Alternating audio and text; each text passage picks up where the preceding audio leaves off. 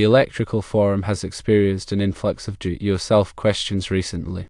This forum is intended for electricians and qualified professionals in the electrical industry. To address this, moderators have implemented several measures. Firstly, a new rule requires users to identify themselves as either an electrician or a do-it-yourselfer when posting a question. This assists in understanding user needs and providing targeted responses. Secondly, a new forum category has been created specifically for do-it-yourself questions.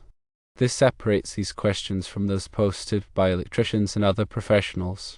Thirdly, the site will continue to be monitored for do-it-yourself questions, and appropriate action will be taken, such as moving the question to the do-it-yourself forum or closing the question if it is not appropriate for this site. These measures aim to improve the quality of content and make the site more useful.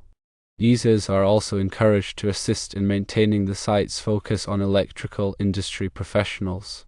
If a question posted by a do-it-yourselfer is encountered, consider moving it to the do-it-yourself forum or reporting it to the moderators.